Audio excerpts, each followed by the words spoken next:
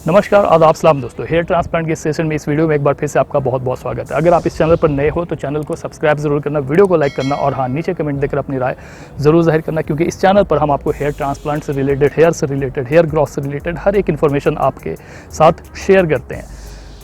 और अगर आप हेयर लॉस से जूझ रहे हो तो आपका हेयर लॉस फौरी तौर पर रुक सके, इसके लिए बहुत सारी इन्फॉर्मेशन हम आपको इस चैनल पर देते हैं। आप में से कई दोस्तों ने मुझसे ये पूछा था कि when I did my hair transplant, जब मैंने अपना हेयर ट्रांसप्लांट करवाया तो मुझे कैसा फील हो रहा था, how do I feel during transplantation and then after the transplantation. Transplant के दौरान और ठीक ट्रांसप्लांट के बाद मुझे कैसा महसूस हो रहा था, क्या कोई साइड इफ़ेक्ट भी हुआ, क्या किसी तरह का कोई इन्फेक्शन भी हुआ, क्या किसी तरह का पेन हुआ, क्या स्वेलिंग हुई, how do I deal in that situation, क्या चीज़ें हुई। तो आज इस वीडियो में आपको वो सारी इन्फॉर्मेशन, वो सारा एक्सपीरियंस आपको बताने जा रहा हूँ। अगर आप हेयर ट्रांसप्लांट करवाने के लिए जा रहे हो तो इस वीडियो को आखिर तक देखना, क्योंकि ये आपके लिए बहुत ही इन्फॉर्मेटिव वीडियो होगा।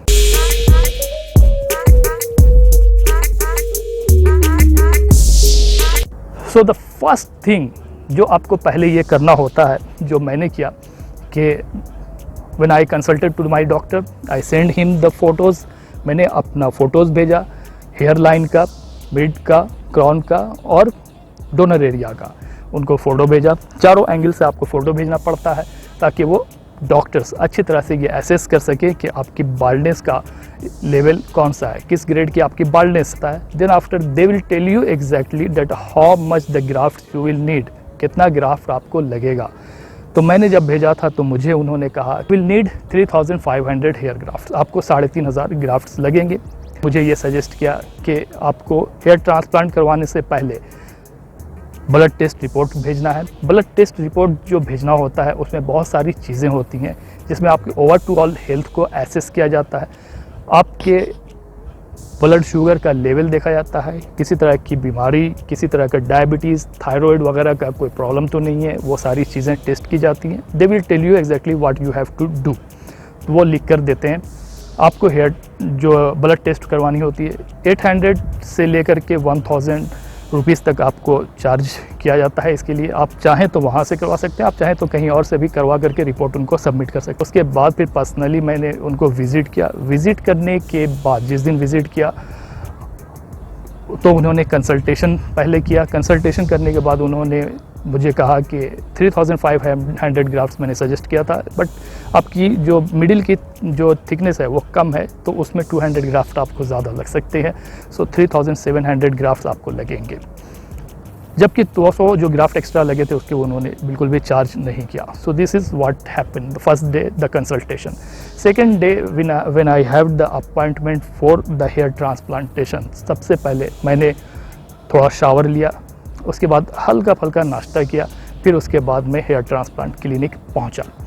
पहुंचने के बाद सबसे पहली चीज़ जो होती है वो ये होती है कि वो एनेस्थीसिया का एक छोटा सा डोज आपके यहाँ हाथ पर लगाते हैं, फिर उस जगह को मार्क कर दिया जाता है, ये चेक करने के लिए कि इस एनेस्थीसिया के डोज के वजह से किसी तरह का कोई आपको इन्फेक्शन तो नहीं हो रहा है, किसी तरह की रेडनेस तो नहीं आ रही, किसी तरह की स्वेलिंग तो नहीं आ रही, वो जगह फूल तो नहीं रहा जिसे हम स्वेलिंग कहते हैं। उसे मार्क कर करके 5 मिनट तक छोड़ दिया जाता है। देखा जाता है कि इसमें किसी तरह का कुछ साइड इफ़ेक्ट तो नहीं आ रहा है। वंस इट इज़ कन्फर्म, जब ये पूरी तरह से कन्फर्म हो जाता है, फिर वो आपके हेड को शेव करते हैं। शेव करने के बाद आपके एज के हिसाब से आपका हेयर का जो पोजीशन होती है उस चीज़ को मापा जाता है और फिर वहाँ पर मार्क किया जाता है कि कहाँ कहाँ आपकी जो है, यहाँ मान लो कि यहाँ हेयर है, यहाँ पतली है, तो उस जगह को मार्कअप किया जाता है।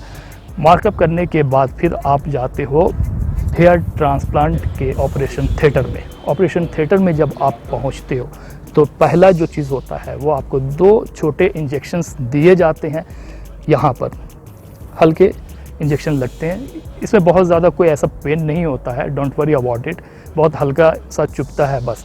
इससे क्या होता है कि आपका जो रेसिपिएंट एरिया होता है वो पूरी तरह से सुन्न हो जाता है।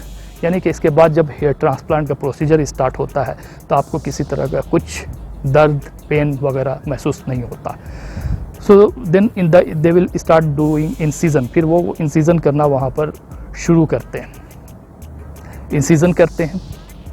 और इंसिजन के दौरान बीच बीच में अगर आपको कहीं पर पेन महसूस होता है तो फिर वहाँ पर वो एनेस्थीसिया का इंजेक्शन देते जाते हैं। साथ ही साथ वहाँ पे सलाइन वाटर का इस्तेमाल भी किया जाता है, जिससे आपका वॉन्ड जो है वो ज़्यादा ना बने, और साथ ही आपका जो पेन है, जो अगर दर्द ज़रा महसूस हो रहा है, उसको थोड़ा सा रिलैक्सेशन फील होता है, इसलिए भी सलाइन वाटर वहाँ पर डाला जाता है साथ साथ। तो वो इंसिजन पूरी कर दिए जाते हैं। उसके बाद फिर इंसिजन करने के बाद जब कंप्लीट हो जाता है तो आपके पास में आधे घंटे का वक्त होता है जिसमें आप लंच लेते हो, क्योंकि इस इंसिजन के दौरान आपको 2 घंटे का वक्त लग जाता है, 2 घंटा इसमें कम से कम लग ही जाता है। उसके बाद आप लंच लेते हो। लंच के बाद फिर जो है वो सेकंड जो सेशन होता है वो स्टार्ट होता है। सेकंड सेशन में आपके बैक एरिया से, डोनर एरिया से, यानी कि इस जगह से, इस एरिया से ग्राफ्ट्स निकाले जाते हैं। निकाल कर उन ग्राफ्ट्स को रखा जाता है एक सॉल्यूशन में, जितना ग्राफ्ट ज़रूरत होता है उतना निकाला जाता है। उसके बाद उन ग्राफ्ट्स को इम्प्लांट किया जाता है उन जगह पे जहाँ पर इंसिजन्स की जाती है, उन जगह पे जहाँ पर आपकी बाल्डनेस है, और एक सही एंगल, एक सही डायरेक्शन के हिसाब से उसमें उसे लगाया जाता है। इसमें बहुत वक्त लगता है, और सिर्फ एक डॉक्टर नहीं होते वहाँ पे, एक डॉक्टर होते हैं, साथ साथ उनको असिस्ट करने के लिए 2-3 लोग वहाँ पर मौजूद होते हैं। आपका चूँकि स्कैल्प पूरी तरह से सुन्न होता है एनेस्थीसिया के डोज की वजह से, इसलिए आपको किसी तरह का दर्द का अनुभव नहीं होता। आप जागते हो, सब कुछ देखते हो, और आपका हेयर ट्रांसप्लांट होता चला जाता है। इन प्रोसीजर को कंप्लीट होने में कम से कम 8 घंटे का वक्त लगता है। अगर आपका 3500 ग्राफ्ट है तो आपको कम से कम 8 घंटे लग जाते हैं। So it's a time consuming job, time consuming job होता है। बहुत केयरफुली एक एक ग्राफ्ट्स को इम्प्लांट किया जाता है। वंस इट इज़ डन, आपका जब ये हो जाता है तो बैंडेज से उसको कवर कर दिया जाता है, बैंडेज लगा दी जाती है। जब आप कंप्लीट हो जाता है आपका हेयर ट्रांसप्लांट का प्रोसीजर, तो फिर आपको डॉक्टर एक मेडिकल किट देते हैं। मेडिकल किट में बहुत सारी चीज़ें होती हैं। नंबर 1 जो होता है वो ये होता है कि आपको पेन किलर्स दिया जाता है। मुझे जो चीज़ दी गई थी वो पूरी जो मेडिकल किट थी वो 6 महीने की थी। उसमें पेन किलर था, उसमें एंटी स्वेलिंग जो टैबलेट होती है वो थी, और ईचिंग ना हो इसके लिए टैबलेट थी। इसके अलावा मिनॉक्सिडिल था, इसके अलावा फिनास्ट्रेट था, उसके अलावा डिप्रोवेट लोशन था, इसके अलावा कैंसर लोशन था। ये सारी चीज़ें थी। पेन किलर, स्वेलिंग और ईचिंग ये आपको 6 महीने तक इस्तेमाल नहीं करनी पड़ती है, इतना नहीं दिया जाता है। हाँ, आपको ये 1 हफ्ते के लिए दिया जाता है, क्योंकि जब आप हेयर ट्रांसप्लांट करवाते हो तो आपको थोड़ी ईचिंग महसूस होती है, दर्द महसूस होता है हल्का। तो ये दर्द महसूस ना हो, इचिंग ना हो, स्वेलिंग ना आए, इसके लिए आपको डॉक्टर इमीडिएटली हेयर ट्रांसप्लांट के बाद ये मेडिकल किट देते हैं। जब आप हेयर ट्रांसप्लांट करवा लेते हो तो आपका सर थोड़ा सा भारी भारी सा लगता है, लेकिन दर्द नहीं होता है, क्योंकि सुन होता है एरिया, और स्वेलिंग ना हो इसके लिए मेडिसिन्स दी जाती है। आपको जब आप जाते हो हेयर ट्रांसप्लांट करवाने के बाद, तो वहाँ पर आपको जाने के बाद स्प्रे आपको करना पड़ता है सलीन वाटर। सलीन वाटर बहुत इंपॉर्टेंट है। हालांकि कई लोगों ने मुझसे ये सवाल पूछा था कि इज़ इट रियली इंपॉर्टेंट, क्या ये वाकई ज़रूरी है। बहुत सारे ने ये कहा था कि मेरे डॉक्टर ने तो नहीं दिया और ये सजेस्ट भी नहीं किया है।